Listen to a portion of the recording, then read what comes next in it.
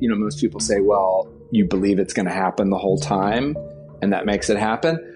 I sort of thought it would never happen, even because I knew all of the sort of weird difficulties and legal problems, political problems, financial issues. And I just thought it would fall apart at some point. And I think I was okay with that. And even when we started construction and we're going to open it, I also knew that it could fail and that people might not want to climb up 3 flights of stairs to walk on an elevated walkway that has a history. Elevated walkways have a history of failure in urban planning in the US. And that would all the plantings die? Because all this planting you see up there is in 12 inches of soil, basically. And it's on a bridge, so it freezes from above and below. It heats from above and below. It's a really harsh environment. Would all the plants get trampled? Would the planking collapse? So, even when we opened, I wasn't sure, is this thing going to work?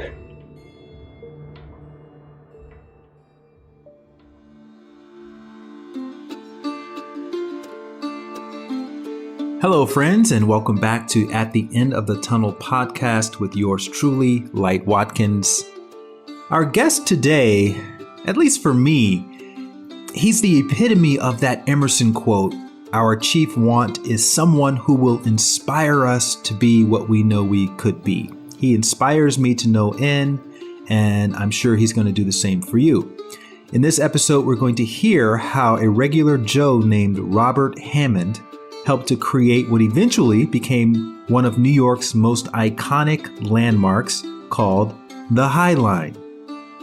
If you've been to New York in the last 10 years, you've probably heard of the High Line. Maybe you've been on the High Line.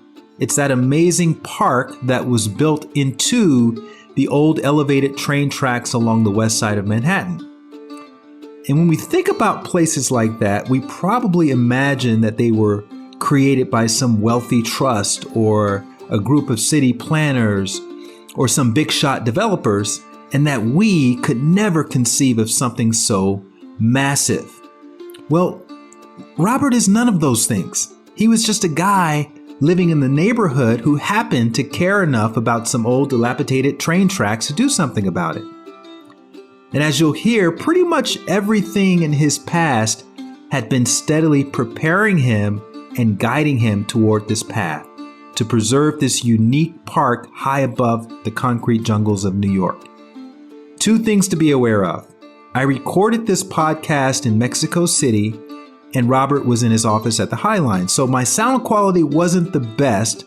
Plus, Robert was clicking a pen for part of the interview, so you may hear clicking noises while he's talking, and that's what that is. But it's still a great story, and hopefully you won't find those noises too distracting. And without further ado, ladies and gentlemen, I introduce you to Mr. Robert Hammond. So, Robert, thank you so much for joining the podcast. I'm super excited to dive a little bit more into the story behind the story, which is kind of our thing here at the End of the Tunnel. I always like to start these conversations talking about childhood. And we're going to get to who you are and all that later, so don't worry about that. But what was your favorite toy or activity as a child that you recall? Well, I was raised by a really interesting mother who, I think if she had been born a little bit later, would have been an artist. I think she was an artist, but she just didn't call herself an artist. And she just gave me a really interesting childhood. For example, like we had a beehive in our living room, that had a tube that went outside, and we would like collect honey, and she would, very unconventional, slightly maybe even unsafe. I realized we would boil lead in the kitchen on the stove and then pour it in seashells to make paperweights, which again, I don't know how healthy that was, but it was really fun as a kid. We'd go to the back. There was like a stationery store, and we'd go in the alleyway and take their paper scraps from a dumpster and then make books out of them with this binding glue that she would get. One time she was like, she wanted to show me how to make paper. So she cut down some bamboo in the yard, cut off part of the screen porch, and put the bamboo in the blender with newspaper and then poured it on the screen. So I grew up with like a lot of sort of unusual childhood memories that that I was embarrassed about for a while, because I realized at the time I was like, wow, my mom's not like other people's moms in suburban Texas. But now I realize it gave me a really unique perspective on things. So it sounds like you enjoy taking sort of raw materials and making new things out of those materials. Do you remember when your mother was doing these things, do you remember feeling at the time when she would involve you in them, do you feeling like it was a hassle, or were you kind of like excited about your mom like exploring this new thing or inventing this new thing with these objects? No, I think, the cool part was that to me it was just sort of normal. So I didn't think that much about it. Like, for instance, my mother used to walk around naked all the time. So I just assumed everybody's mother walked around naked in the house. And she would sometimes even answer the door with no clothes on. I mean, she wouldn't open it wide. She would just stick her head over it. And I would be so embarrassed when she would do that if my friends were coming. So, I would kind of yell at her I guess, sometimes when she would do that. When I was really young, I always knew I was different. I always knew I liked things that other kids didn't like, and that the things other kids liked, I didn't like, or other boys liked. Like I wasn't into sports. I wasn't, I guess as I became older, like 10, 12, 13 is when I got more embarrassed about it. And, I remember coming home one day and she was decomposing a stork skeleton with acid in the kitchen sink because she wanted the vertebra of the stork to see. And I realized, okay, this is not what other mothers are doing. And I'm glad other mothers are, I don't know, baking cookies or something or working. Yeah. So when I became older, I did become embarrassed. And sometimes I wanted just a normal mom.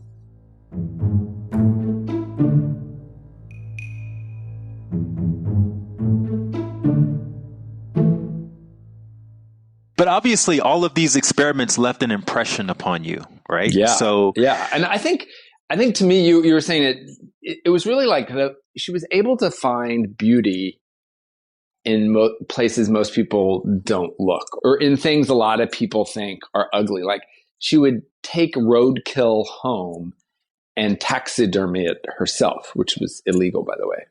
So most people aren't interested in roadkill. Right. I can imagine. Okay, so you have this sort of role model doing these really unconventional things. Would you be out in the world too and see something and go and kind of be inspired by what your mother would do in the kitchen as a child and do it yourself, or explore it, or be excited about coming back and reporting to her what you did or anything like that? Was there anything that you remember that you did on your own independently from your mother? I don't know. No, I think that was really driven by her. Later, I got my own sort of odd interest in middle school, I became obsessed with Russia, which, this was in the mid 80s in Texas, which was not a normal interest. And I got my parents to let me go there by myself for spring break when I was in 8th grade. And then I lived there for 3 months when I was in high school. So that was like my own unorthodox interest at the time. When you say by yourself, you mean with a school program? With a obviously. group, with like a tour, some tour sort group. of exchange, some kind of exchange. It was just program. like a tour group. They let me go on a tour group by myself. Okay, so do you speak Russian? Did you learn how to speak any Russian? I did. I then became a Russian studies major, but I never really could learn it. I lived over there. I studied it for several years, and I never learned it. And then I just I think sort of like my mother. My mother would have these hobbies and interests, and then she would move on. And so I had this intense interest in Russia for 8 years. And then I sort of lost interest in it. What's one or two things about Russia that you really were fascinated by? I read Nicholas and Alexander, this book, and that's what got me interested. It was about the last czars of Russia whose son was a hemophiliac, and that's why Rasputin came in and how it sort of led to the downfall or the Russian Revolution. And I think I was obsessed. I guess there's some early gay things that could have tipped me off, or others that I was gay.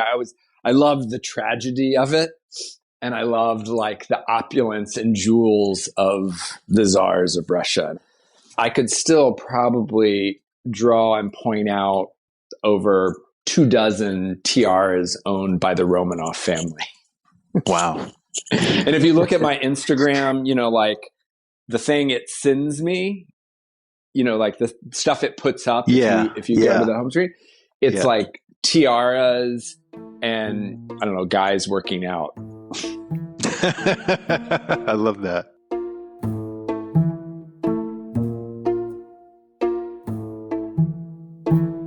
What would you describe your mental state as a teenager? As you're going through school, you're fascinated with Russia. I can imagine you having many other peers who were also sharing in that fascination with you. So it sounds like you were also discovering your sexuality, and that was unique from a lot of other people in Texas. So what was your mental state? Well, I also really wanted to be liked. So I knew I had these interests, but I also wanted to be liked. And again, I keep going back to my mother, but she was also, she was also not like normal housewives, but she also, won the tennis championship at the country club. So, she was part of this upper middle class society and world, but also had this different side. And I guess that was something maybe I learned from her that I wanted, because I wanted to be normal or have normal friends and be well liked, but also have this other side. And that was always sort of a struggle for me, or I felt like pulled in two directions of wanting to be normal and maybe straight, and then also realizing that I loved all of these different things. And so, I think I just had the classic, that gay teen experience. I didn't kiss a guy until I was 21, but, sort of a little tortured by that. And what did you envision yourself doing in your adult life when you were a teenager? Yeah. And again, the thing, I always wanted to be in business. I wanted to be successful in business. So I didn't envision any of these interests as part of my career. So that involved going to college, probably a good college, and then getting a job somewhere. Did you think about being an entrepreneur at that age, or were you always thinking you would get a job? No, I didn't. When I graduated from college, and did really well in college, went to a really good school, I wanted to be what everyone else was. The competitive thing to be at the time was, the version of working for Google now was, working for Goldman Sachs, basically an investment banker consulting. Yeah. I interviewed with those guys with Goldman Sachs. That was absolutely the gold standard of jobs. Now people are probably embarrassed to go to investment bank or consulting. Because it's clear you're in it for just the money. You don't have to be passionate in your heart. Exactly. I couldn't get a job. I'm looking right here on my desk is still the stack of letters about, I don't know if it's 72 or 60 rejection letters from basically every consulting firm and every investment bank. And I'd often make it to the final round and then not get it. And as the time wore on, all my friends got jobs, and several months after graduating, I still didn't have a job. And I finally got a job at Ernst & Young doing consulting.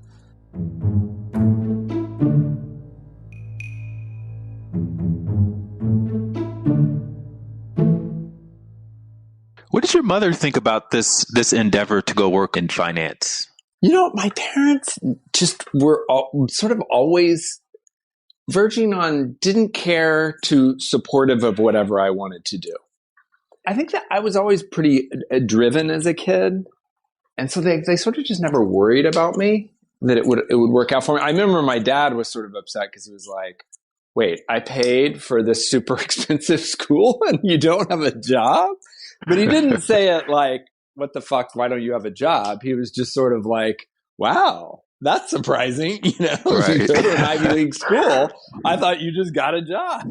Right. He didn't go to an Ivy League school, I'm assuming. No, Dad. everyone in my family went to University of Texas. Okay.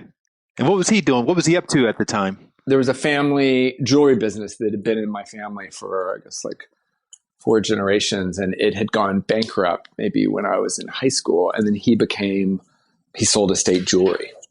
So he was in sort of an unrelated field, although he was never really that into his business. His passions were architecture, parks, and preservation, which, you know, ironically, if you think about, you know, those are the things I found my career. I managed to create a career around combining all of those things. But is that something he would talk about at the dinner table? He'd say, "Oh gosh, guys, this park, you know, we're preserving." Yes, he would this take aspect. me to them. He involved me in all those things. We would go to parks regularly, and parks in the other side of town where we didn't live, where we were the only white people at that park and swimming. Right. And would your eyes roll when he would invite you to come to these places, and you'd think, "Oh gosh, I really rather be playing video games or something"? No, I liked it, and I was just thankful he wasn't making me play sports, which he loved. And, you know, he made me do 1 season of T-ball, and he tells me, I don't remember it, but apparently I hit a good hit, and he was like, oh, he's going to love it. And he had promised me, if you do this once, you'll never have to do any sport again. And I did it, and I said, I never want to do a sport again. But I would love to go with you to the park. Yeah, he would take me. I don't know. I didn't think about it as like, oh, this is great, or oh, I wish I didn't have to do that. He just involved me in it, and he would show me old buildings, and yeah. Okay, so you're now out of college. You're working at Ernst & Young, and I hated it. You hated it. You knew right away that you hated it. I'm assuming. I realized why I got rejected from all those companies. Because they knew I could do the job. I was like just as smart, you know, as everybody else that they were interviewing. It was that I think they could smell that that's not where my heart was. I think they could just sort of smell me as not a good investment banker. So you're living this is all happening in New York City, right? Yeah. Yeah. And so I quit after a year. I hated it. I knew when in the first info session, you know, like that first day of work at Ernst & Young, they would put everybody in an auditorium, and they would, I don't know, you know, give you this orientation. And like, there was a part of me calling out that was just saying, walk out, you know, walk out. Like, this is just not you, and you're going to be miserable here.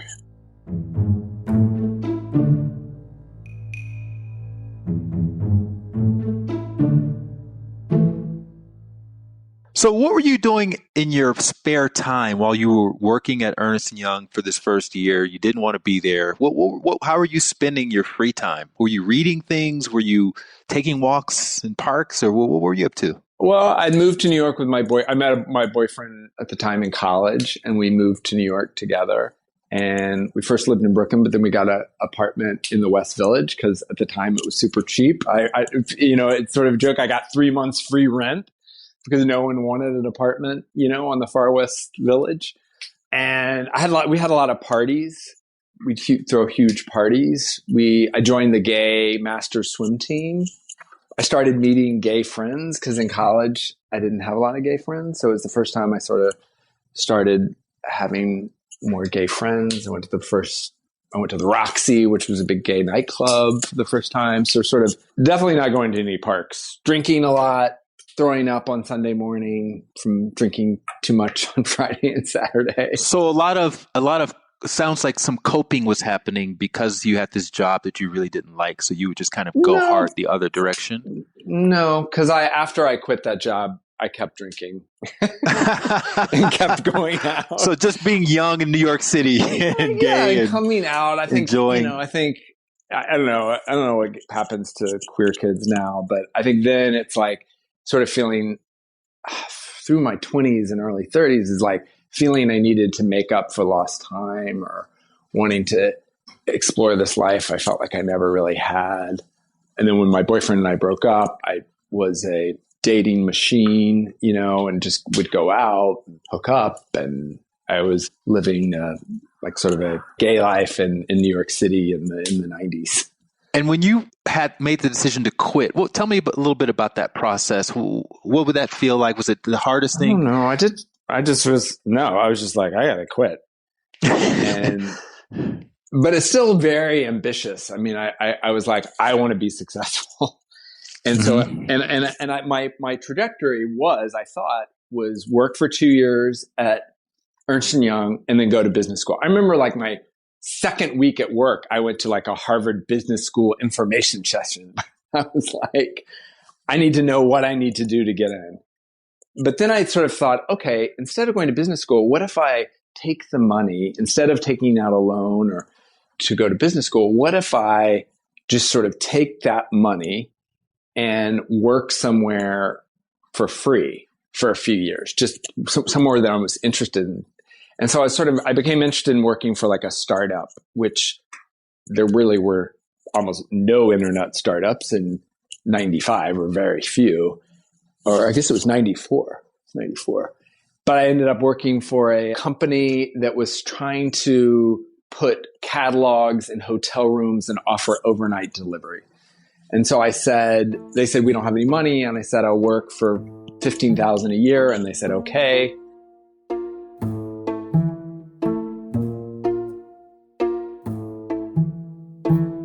Did you have a connection with these guys, or you just kind of cold called them? And like a friend of a friend from college. And I liked it. I realized I was really good at, because I was doing everything. There was only 3 of us starting this company.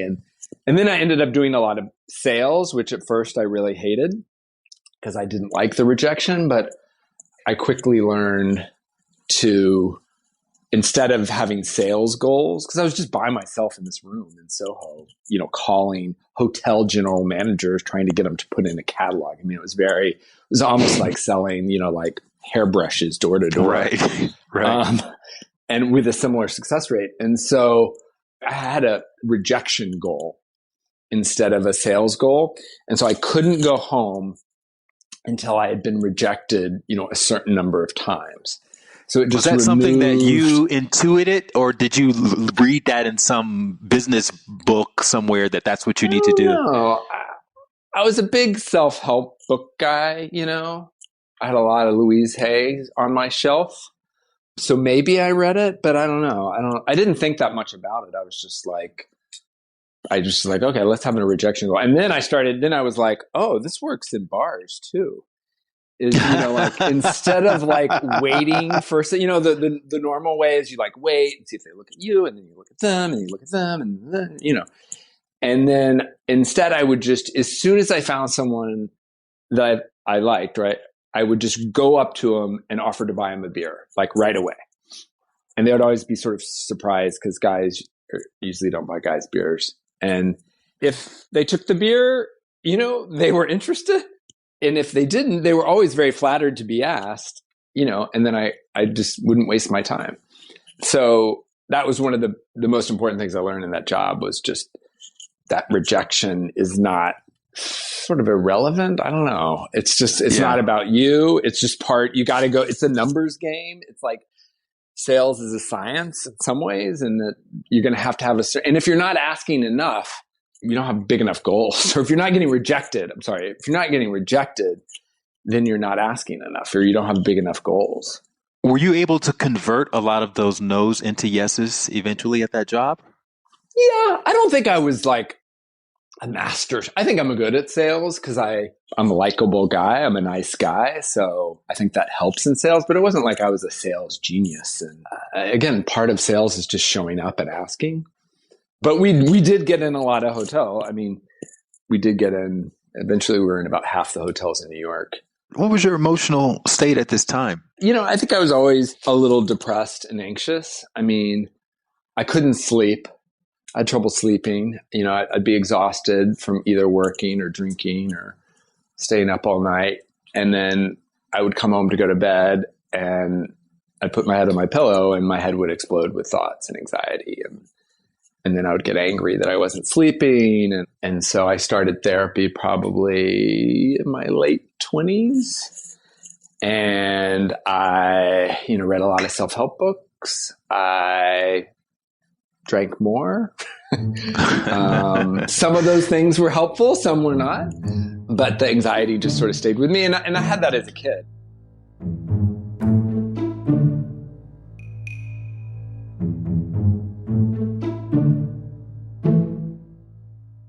So you don't really remember not having anxiety then?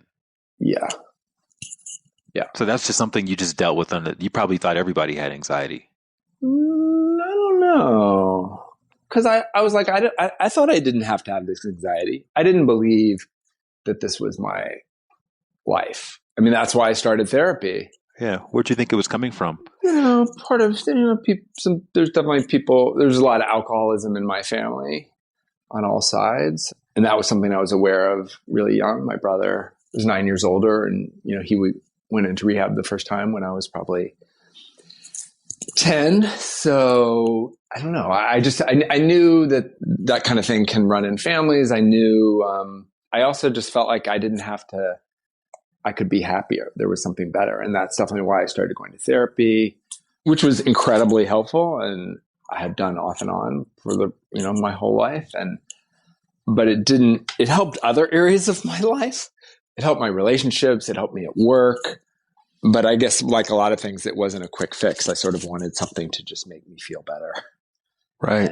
And that's when I first started to learn to meditate is because I read all these books, they said, meditate. I can't remember which course or class I went to first, but I couldn't sit down for, more than 3 or 5 minutes, and it felt like torture, and I just never did it. But over, the next 15 years, I probably tried a dozen different kinds of meditation to varying degrees of success. Okay. So you started meditating. But yeah, I took some meditation class. I wouldn't say it was meditating. It's one thing to read a Thich Nhat Hanh book, but it doesn't mean that you're don't watch TV while eating dinner. I read the book, but so you're dabbling. You're a meditation dabbler. You're dabbling in meditation. There's a whole bunch of stuff. In yoga, I got really into Kundalini yoga. I did a lot of Kundalini yoga. But it sounds like you're understanding the importance of self-care and of inner work. And even though you may not be super consistent, you at least acknowledge that that's something that's adding some value to your life. So your job at the time, satisfaction-wise, are you feeling good about it? Are you thinking about what's my next move? Where are you? Then the company was almost going under, so I started working for this AIDS HIV site that was for profit. And we were going around and trying to sell basically an early internet company. I mean, it was called .com then, those kind of companies. And we'd go to, we had a PowerPoint that said the World Wide Web and usage is going to go up. And people are, it was in those early days. And I eventually went on the board of that company, and it became the largest HIV website. It's still around, called thebody.com. And I, even being a gay man and incredibly worried about contracting HIV, I was not doing it for altruistic purposes at all, or for my own community. It was strictly a for-profit venture, and I didn't even probably stop me from having unsafe sex, sadly. But that, and then I was sort of bouncing back between that and this catalog company. Then the catalog company got bought by a catalog company in New Jersey. So I actually started working in New Jersey, and that's when we switched the business plan from hotels to airlines. And so we started competing against Sky Mall, which was a catalog that used to be in the back of seaplanes. And of course, we expanded. We got into Northwest Airlines, which has gone away, but we got into American Airlines. And then I started painting. That was the other thing I found as an outlet, because my work was not, I loved that catalog. I mean, basically, I was selling, our two best sellers were nose hair removers and a gold rose. So, just selling schlock out of an airplane. But I loved it. It was it felt like mine. I the founders ended up leaving. So I was sort of running it within this larger company. And I mean, it was like my baby. It had no social purpose, but it was like my thing, and I loved it and got a lot of joy out of it, but it wasn't that creative. So I started sort of painting on my own at night and started then toying with the idea of quitting my job and becoming a full-time artist.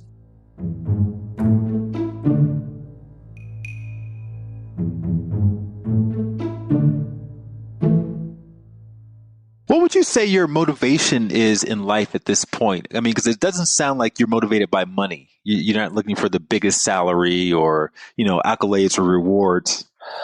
I was sort of probably liked some accolades and some finance, but I guess that's where I was a little torn on, sort of wanting both. But then I was driven by, I don't know.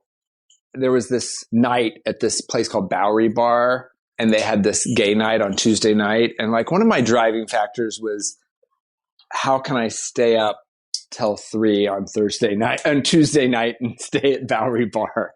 I started going to Fire Island in the summer, and then I got hired by a watch company to start an internet division for a watch retailer. And that's when I first got interested in the Highline, or maybe the Highline was before that. I don't remember. But so I was painting, I was doing work, I was going out a lot, had a lot of friends, had a lot of parties, went to a lot of parties. I remember reading something. You read an article about the Highline being demolished, or had you? It was actually when I was working in New Jersey. No, it was when I was working in New Jersey, and I got my own office, and so I could do other things. And so I read an article that it was going to be demolished. And actually, the part of the story that I don't tell, which is maybe this, I guess, I don't know, that's what you want, is I'd done the Forum, which is a 3-day or 4-day self-help seminar that my boyfriend... Right, it's landmark, right? Landmark. The old Est from the 70s, basically. Yes. And my boyfriend sort of at the time made me do it. And I really didn't want to do it, and then did it. And I liked it. And then I did this second part called Self-Expression and Leadership, where it takes place over a summer. You go once a night and you do a project. You find a project. And each week they sort of teach you new tools to use in that project as a way of sort of teaching leadership. I was looking for a project. So they said, okay, find a project. So that's why when I read that article in the Times that they were going to tear down the Highline, I was like, oh, maybe this is a project. And I brought it back to them, and they said, no, that can't be, because it's not because it's like unrealistic, but you can't do that in 3 months. That's a little bit longer. So my project was to start an art co-op, a cooperative. Had you even noticed the Highline before then? Had you thought about it at all before you read that article? Or I went to this bar that's still there called Automatic Slims on Washington and Bank, and they had a picture. It's in front of this building called Westbeth, that is an old, great historic building, and the Highline used to run through that building. And on the outside of that bar, they had a picture of the train and the Highline running through that building. And the photo's still there. And I was like, how cool that a train used to run through my neighborhood. And then I would see it in the meatpacking, part of the remains, but I didn't really think about it that much. It was really when I saw it in the New York Times. It was in the summer of 99, and I was 29. And in the article in the Times, they had a little map. And you could see it. It was like, wow, it runs through New York. It's, 1.5 miles long. That's sort of cool. And I thought, back in those days, nobody really went to that part of town. You just didn't go to that part of town. The gays did. The gays did. Okay, so because you had to go under the Highline to go to Roxy. That's how I was described it to people. I was like, that thing, you go under the Highline, to go to Roxy or Twilo or the Tunnel or. That's what it was. Because I was in New York at that time. I never went to that part of town. But did you go to any of those clubs? Did you ever go to the tunnel? No, I've heard about the tunnel. I heard about I heard about all of those clubs, but it was just never a reason to go there. Yeah, so. And before, a generation before, that's where all the leather and sex clubs were over by this area. So all the gays know about the high. They didn't know what it was. I mean, people didn't. No one called it the High Line. They just saw this old elevated train track. Yeah. So right. So when I saw the article, I had vaguely knew it, in a vague way, and so even though it wasn't going to be my landmark project, I still was sort of interested in it, and I thought I would just explore things. So I started calling around. I went to my first community board meeting, sat next to another guy. Actually came home from Fire Island early.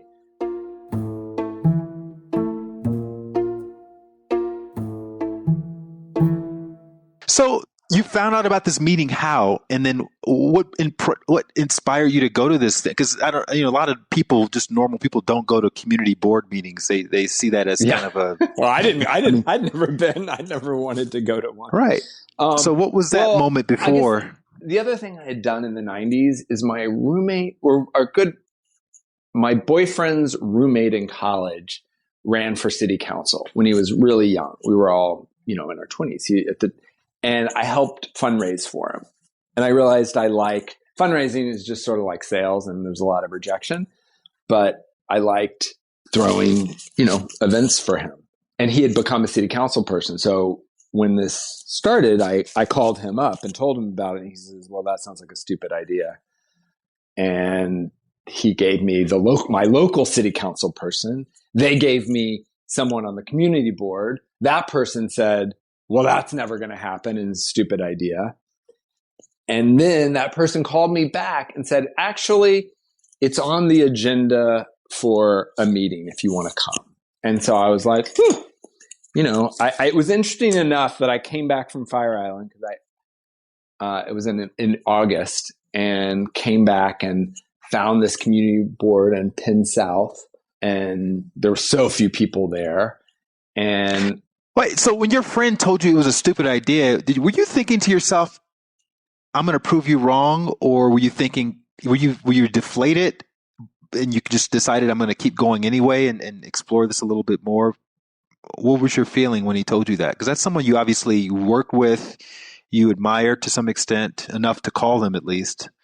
When they said it was a stupid idea, how did you feel? I guess I had enough confidence that, I could see things that other people couldn't see sometimes. And so, and it was willing, I'm very determined and I can be very driven. And I think, I don't know why, this was just something I was just interested in. I didn't think it would ever, and again, years into the project, I knew this thing would probably never happen. I knew the chances were low. You know what helped? It was a lot of self-help books, just sort of saying, do it. I remember writing, and the forum was actually helpful in that way. I remember and ironically, a lot of the things that they were teaching in the forum, I ended up using on the High Line. I wasn't even thinking about it necessarily, but it's find a partner and enroll them into your vision and that kind of thing, right? The guy sitting next to me at the community board was interested in that. He was the only one that showed any interest in saving the thing. And so I was like, well, why don't you do something and I can help? And he was like, no, you do something and I'll help. And I was like, okay, well, let's exchange business cards and maybe we'll do something together. And then enroll a community. And, we put out flyers. The High Line is this thing is so old. The idea, Google was a year old when we started this. I mean, we used to put flyers on telephone poles. That's how we got the word out. In 99 was a different world. I would still look people up in the telephone book.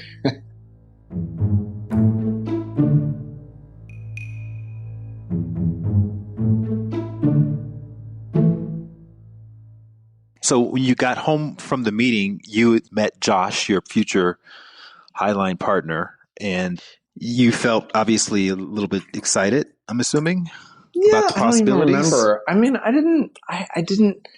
it was just like a project for me for a long time, like it was like a hobby.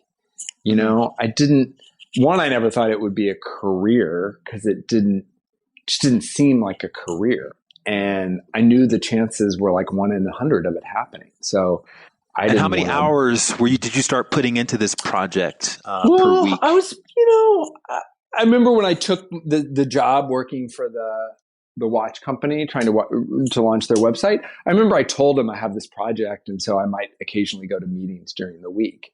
And then that company got bought out. I think Sunglass Hut bought it, and so I made a little money. And I dropped out of college with my boyfriend when I first met my boyfriend, and we took a year off from college. And I promised myself I'd take a year off every 10 years or so. And so I was turning 30 and I made some money, and my plan was to go to like Bali and enjoy myself and then come back and figure out what I wanted to do next. But instead of doing that, I just started working more on the High Line. And when my money ran out, I got consulting jobs to pay my bills and to sort of hedge my bet against, if the High Line never happened. What was the working name for it at the time? What were you calling that project? We found right away we called it the High Line because its official name was West Side Elevated Rail Viaduct. Not very sexy. Right. So who came up with the name High Line? We'd seen it as a nickname. We don't know where it came from or when it started. We'd seen it as a nickname, but we said, that's a great name. And so or was that where people would go and get high back in the 90s? No, it didn't. It wasn't. It wasn't like for that. But one of the first things we did, because I came like from a marketing background, is get a logo. So we had Paula Scher. I was talking to her about doing a rebrand for this watch company. And I went up to her after she did her pitch for us to hire her. And I said, I have this nonprofit. Would you do the logo? And so she did the logo, sort of hoping to get the business for the watch company. And, that H logo is still our logo. And now, I just met with her yesterday. She's redoing our branding again. So, that branding that she did in 1999 ultimately became the brand for the whole High Line. Was there an entry point to the High Line at the time, or how did you get up there for the first time? You could sneak up. There were places you could sneak up, but being sort of square and not maybe a rule breaker, I called up, Josh and I asked the railroad that owned it if we could get a tour. And they actually took us up there in the fall. I think it was September 99. They took us on a tour. And that's when I really fell in love with it, because you went up there and there was 1.5 miles of wildflowers running right through the city. It was just, when I was first interested in it, I never knew what was on top. And then when we went up there, it was just, glorious.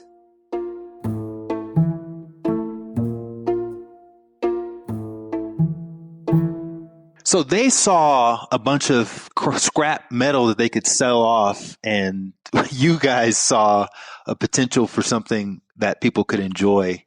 The railroad, it was much more complicated because it was still technically, in legal terms, an active working railroad, even though no train had run on it in 20 years. But there was a group of property owners and Mayor Giuliani at the time, who wanted to tear it down. The railroad didn't want to tear it down because they were going to have to pay to tear it down. And it would have cost $20-30 million to tear it down. So the railroad was actually just trying to do nothing. So when we started wanting to save it, they played us against the people that wanted to demolish it, because their goal, because they never, I think, thought we would ever be successful at saving it. They wanted nothing, because that was in the best economic interest for them, is for nothing to happen to it. So it was there was just a lot of complicated legal issues. The city and the property owners sued the railroad. We sued the city. There were just lots of lawsuits. And our goal in the beginning was, let's stop it from being demolished. So let me just get this straight. All right. I just want to kind of pull all of this together that you're talking about. So you'd learned about the power of enrolling people into your vision through this landmark forum class that you were doing. Your watch company already had a designer on the hook. You're reading self-help books nonstop. Your sort of, I don't know what you call it, gay adventures took you under what was to be known as the High Line. So you were very familiar with that structure. You had started meditating, head of this nose hair company, this nose hair clipper company, and then watch company. It sounds like you could sell ice to Eskimos. And for you, being rejected was like changing T-shirts.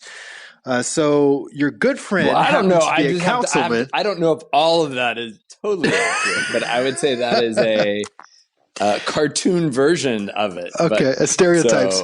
So, your good friend happens to be a councilman, and you had experience raising money for his campaign. Your mom had a knack for repurposing random items. Your dad's hobby was working as a park preservationist. You go to this meeting that your friend tells you about, and there's another guy who's looking for a project. You happen to be taking a year-long sabbatical that just happens to be coming up around this time. I mean, it seems like everything in your entire life had been preparing you for this moment. I mean, when you look back at it now, does it seem like that?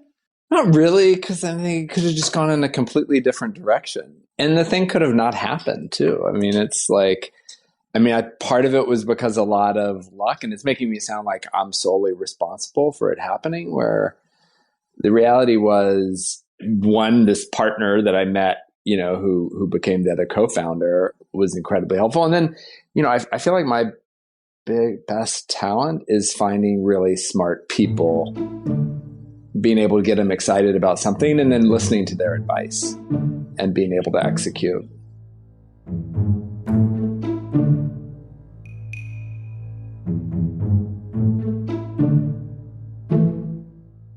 When you met your partner, Josh, did you feel enough of a connection to know that you wanted to kind of go into this battle with him to get this thing done? I mean, how long were you anticipating the whole thing lasting in the very beginning? I mean, no, I don't think Josh and I had some special connection. How long did I think? At first I also just thought, since he and I had no experience in this, I mean, you're making it sound like it was the perfect experience. On the other hand, I was working for a watch retailer launching a website, and I was a history major in college. Like, it doesn't sound like the perfect experience to do this. And he was a travel writer. So we had no architecture planning. But what I mean by that is you had the perfect amount of naivete, because I think somebody who knows about this stuff would never have thought they could pull it off, because they would know about all of the red tape and the bureaucracy and the all the money you'd have to raise. So it's like you almost were perfect in that you didn't know what was ahead of you. Yeah, and I think we both thought, well, why don't we get someone else to do this?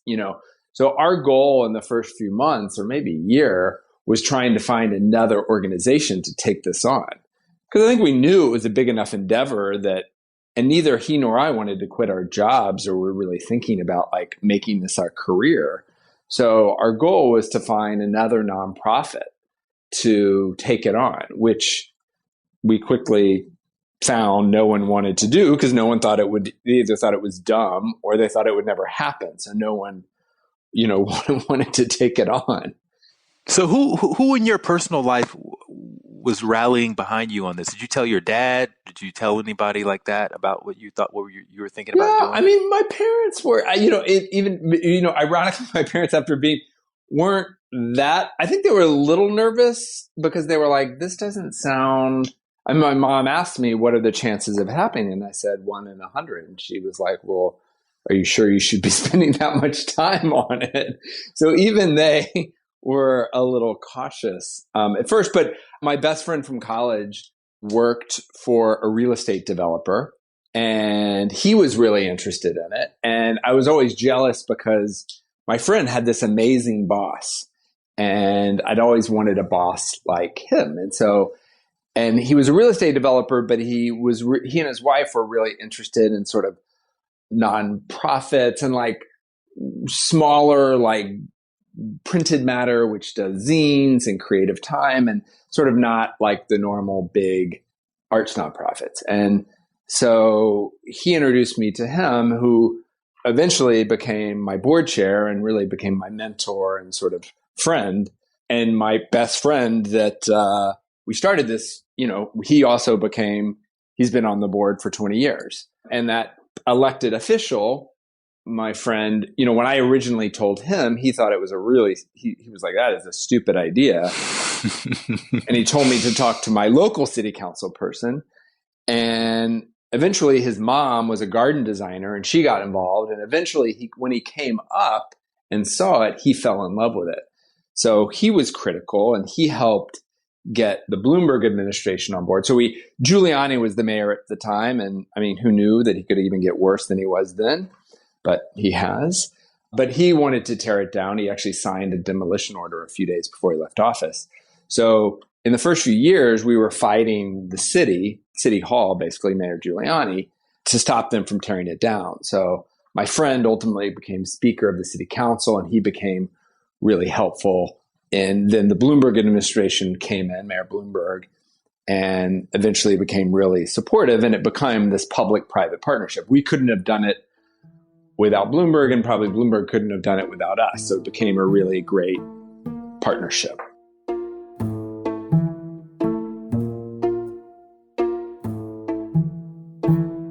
How much of your time and headspace was this occupying in those early days before it looked like it was going to become anything? Was this something you were working on all day long? You'd wake up in the morning and do your to-do list and it'd be like, hey, yeah, call up the city councilman and try to find someone for the board? I was out late, so I was definitely not up in the morning. So, Josh, the other co-founder, jokes that he quickly learned not to schedule any meetings before 11. But, it was probably in the early days about half my time. And then it kept growing because I started doing consulting, to pay my bills. And I didn't think this was, I was a part-time painter then. So I was painting. I had a few, my landmark project was actually creating an artist co-op, and we did some shows. Were you thinking that I'm probably going to become a painter and I'm just going to do this thing on the side? No, I sort of thought I would have, I really liked painting on the side. I don't know if I ever fully wanted to be a full-time painter. I've always liked having like sort of multiple jobs. And, now I think of myself as having two main jobs. I teach meditation and I run the Highline. I feel like they're both, amazing jobs. I feel really lucky. And now being a parent, I guess, is another. I feel like when I was a full-time meditation teacher, I didn't like it as much. Or I feel like I'm better when I'm doing multiple things. Maybe that's just my personality. So you relatively recently adopted a son. And obviously, when you bring your son home, up until that point, it's like, maybe there's some chance to back out. When was that moment for you with the Highline? When did you know you were in too deep? There was no backing out. You just had to see the thing through to the end. Or did you ever feel like that?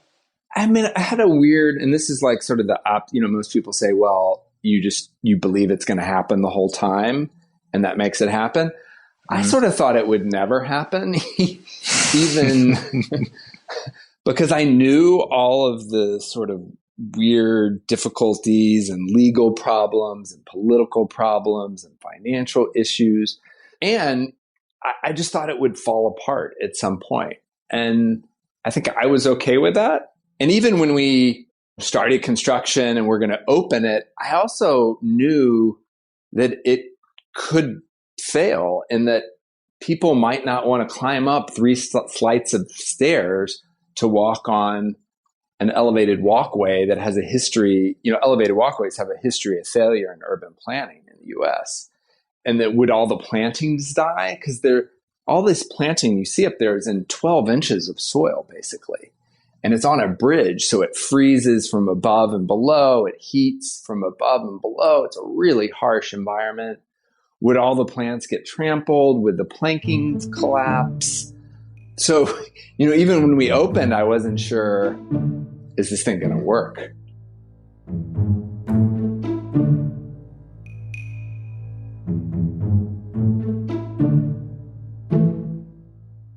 How were you paying for your lifestyle? Was it through the painting while all this was happening for those 10 years? I had consulting jobs. I made some money from painting, but mostly consulting jobs. And then I became an employee of the Highline, the nonprofit. So you had to set all that up, though. You and Josh had to literally go file paperwork and stand in line at some bureaucrat's office and just go through the whole thing. Yeah. And it grew, gradually. I mean, I think it's one of the advantages. It took 10 years from when we first started to when we opened. And now it's been 10 years we've been open, roughly. It's about I've been doing this for 20 years. And I think one of the advantages of it taking a long time is you have that time to build the organization and build a community of supporters and build donors and build staff. So there's some advantage to it not something happening, that kind of overnight success. I've heard you say that during that 10-year process, you were at some points battling with depression, anxiety, and things like that. Were you having to talk Josh down off the ledge at all, or was he having to talk you down off the ledge? I mean, were both of you guys pretty stable as a team, or what was that dynamic like over the years? I don't think stable is a word either one of us would have used to describe But I'm imagining it was mostly a seesaw. No, it's mostly a seesaw. You can't have both people feeling like we want to give up. One person has to step in and go, no, we can do this.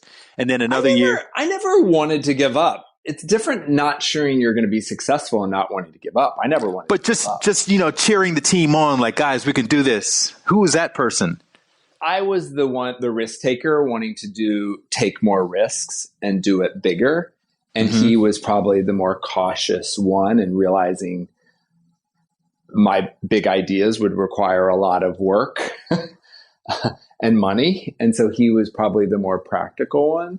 And, it was difficult. It's difficult being that relationship of co-founders. We went through 3 different coaches over the course. Every sort of 5 years, we had new coaches come in and help sort of keep us together because our personalities were so different. Ultimately, I think it helped the project, but it was sometimes difficult for ourselves and the other staff. And we couldn't have done it if our partnership had sort of fallen apart. I don't know if it would have happened, because I don't think either one of us could have done it. One, because we needed the other's sort of skills and balance. And then there was just kind of, only he and I really knew how tenuous this thing was. And we both, the one trait we shared is we were always thinking about what was next. So even when we got great news, he and I immediately started thinking about the next problem. And I think that's something that most founders of nonprofits or entrepreneurial startups share, is they're constantly thinking about sort of the next set of problems. I heard that on a podcast. I forget which one it was, but somebody was saying you guys would get like $1 million donation in, and then you'd like, yeah, okay, that's great, but we got to figure out how we're going to do this other thing. Where's the other 99 million? Right. Well, wow, the first $1 million, the thing I was amazed is it was written on a check that looked like my check. Like, I don't know why. I thought like $1 million checks would be like the size of my desk and be like gold plated or something. But it was just this handwritten check that said $1 million.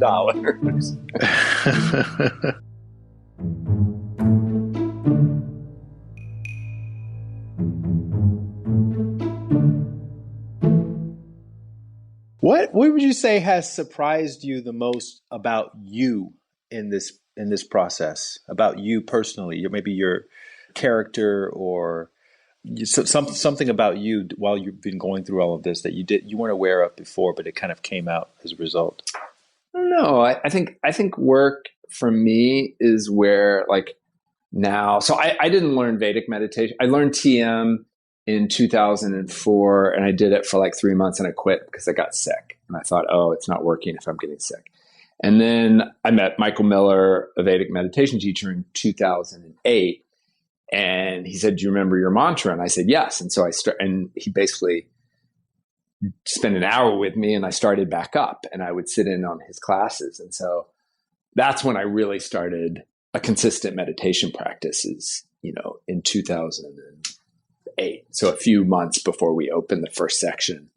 And that was just this huge game changer for me. But it's in work that I find the hardest to, in some ways, live out the life. I don't know how to even describe it, but I guess, for example, when I'm teaching, I feel really close to a way of living that I really like and admire. I admire myself in that way.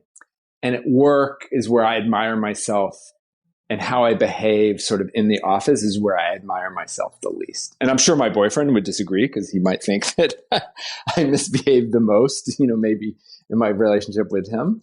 But I find that work is where I have the most work to do in terms of interpersonal relationships. And the most upset that I ever would get around the High Line was not when Giuliani signed a demolition order, or we lost a lawsuit, or we didn't get some donation. It was always over interpersonal issues. So it didn't have anything to do with the actual strategic issues at hand. It had to do with, in some ways, my personality interacting with someone else. And I still find that true. And I think and the hard part is, I think it has gotten better, but it's just, there's so much I can see. I guess I keep wanting to get it to get better. Or, one of my favorite stories was a fellow meditation teacher of ours, Jeff Kober, was talking to one of my students, and he asked, and the student was saying, "I'm not sure I'm seeing any benefits from meditation." Mm-hmm. And Jeff said, "Are you a glass half empty kind of guy?" And the guy said, "Yes, definitely." And Jeff said, "Well, now you have a swimming pool and it's half empty. You have so much more water, but there's a lot more water you need to fill that swimming pool. And all you're doing, you're sitting in all this water, but you're just staring at the gallons and gallons and gallons of water you need to fill it." And that just struck me, because that's definitely part of my personality and just the way that I am.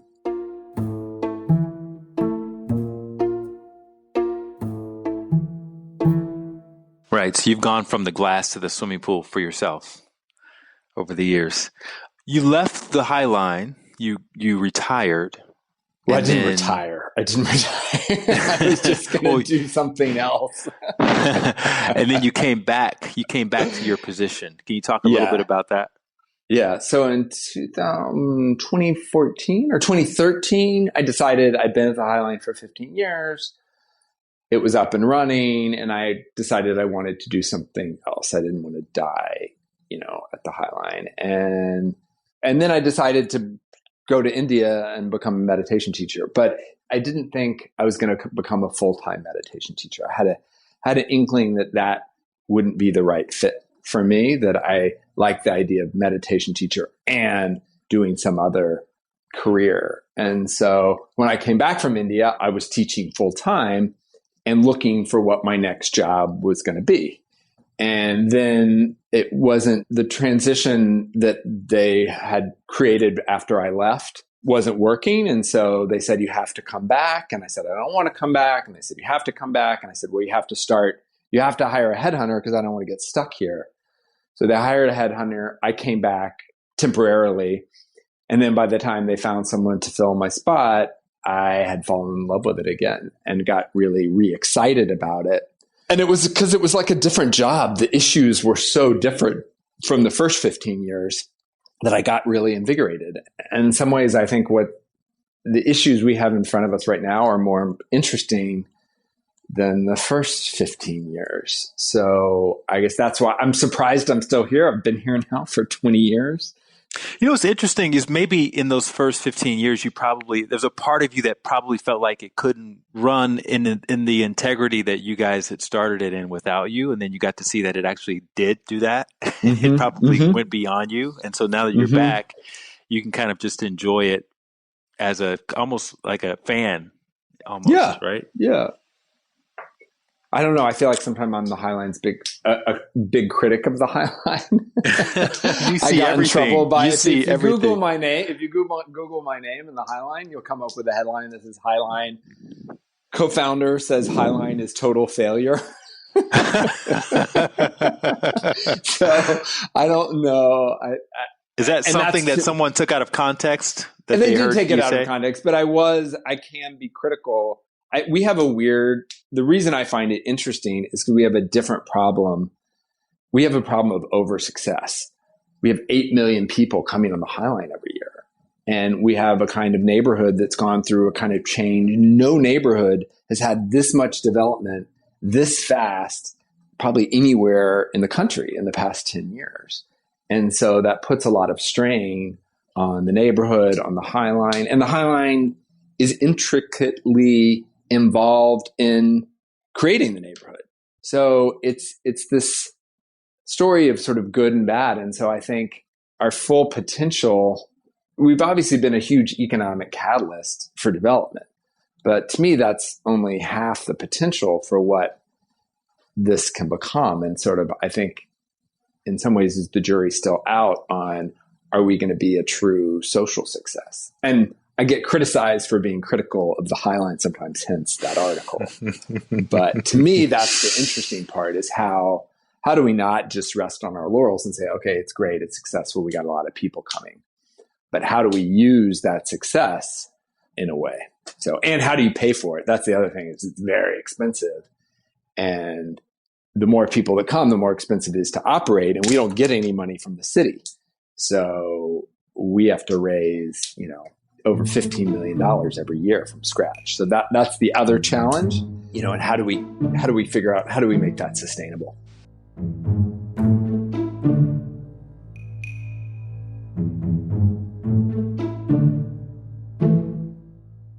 That's what I think is really cool about what you guys did, is that it was never really about the money. It was just about making something beautiful and accessible for people. And the downside to that, of course, in our society is you're not making money off of all the money that you've made, all those people, all those developers. Yeah, I mean, that's the biggest problem, is we didn't capture that value we created. And that's the thing. We created something called the High Line Network, a network of other infrastructure reuse projects all over the country. And one of the things I always encourage people to do is figure out how to capture that value. So the project benefits, from what it creates. So you don't have to raise all that money from scratch. Looking back now, if you had approached it with that in mind, how, making money, do you think it would have taken the same? Well, it's not trajectory? Me making money. It's not, I mean, one, I wish I'd just bought an apartment in the neighborhood. I was in a rental for 20 years. So, that was not very smart. But no, I'm talking about capturing value for the organization. I see. That we don't have to raise that money. Now I'm having to go out and ask the developers for money, even though we made them a lot of money. And is that a tough ask for them? I mean, I would think they'd want to give you guys money to keep it all. No one wants to give you money. No one wants to give you money. And partly because we're so successful, they think you guys are rolling in money. Yeah, exactly. They go, well, Barry Diller and Diamond Furstenberg will pay for it. Well, that's what I'm talking about when I say capture the value. It's really capture the value for the nonprofit. I see. So let's say somebody's listening to this. This will be the last question. Someone's listening to this, right? And they live in, I don't know, Tampa, Florida or something like that. They go out fishing in the ocean and they see some ship that it capsized 100 years ago, and they think, well, Robert Hammond helped to reinvigorate the High Line. Maybe I can raise this ship and turn it into something. I mean, what do you tell? What's your advice to that person if they were to reach out to you and ask you, like, what do you think about this project? I mean, I always encourage people to start. Like, it doesn't even have to go anywhere, but it's a fascinating exercise in just starting these things and finding out what else is out there and who else is working on these things, and just how sort of community boards work, how city government, and the city needs more people involved. And so even if the project doesn't happen, finding out who your elected officials are, going and visiting them, to me, there's a real value in that. And these people are probably more accessible than we imagine, right? Totally. Yes. Anybody can go meet with, or here in New York, your city council person has an office, or even your congressman has a local office if you live in a decent sized city. Even your senator does. When you go to Washington, you can request a meeting. You might not get to meet with your congressman or senator. You might, but you could probably go in and see the office. You can just walk in there, probably, make an appointment. And you're right. It is surprising how easy it is to get involved in these things. Yeah. Well, Robert, I want to thank you so much for your courage and for your bravery and for not giving up on what you set out to do. And I know we all look forward to seeing how the trajectory of your career continues to unfold. And maybe this is just the start. Who knows? Great. Thank you, Light. Thanks. We'll link to all the relevant information we talked about in the show notes. And if someone wanted to reach out to you, Robert, and say, learn how to meditate, or how would they find you? I'm Robert at roberthammond.com. I'm on Instagram as the Highline Guy. Do you teach people like off the street, or is it just private stuff? I don't have a website, so it's just generally word of mouth. So that's how I've been able to find enough people, just other people telling, recommending me. So, and you teach Vedic meditation, which is the 4-day training with the mantra and all of that. Yeah. And also, the Highline, if people want to get more involved in the Highline, thehighline.org and Highline NYC on Instagram. Volunteer opportunities and probably some employment opportunities and things like that. Yep. Okay. Well, we'll put links to those as well. Thank you so much, my friend. And hope to have you on again at some point soon. I hope you enjoyed that as much as I did. And big thanks to Robert Hammond for coming onto the show and bearing his soul. I originally told him that the idea behind the podcast is to talk about the vulnerable in-between moments. And he joked that he had always wanted to talk about all the crying that occurred while he was creating the Highline. Apparently, that's a regular occurrence in the world of Robert Hammond, and probably in the world of many people who are living their purpose. It's definitely not all sunshine and rainbows, as you can imagine.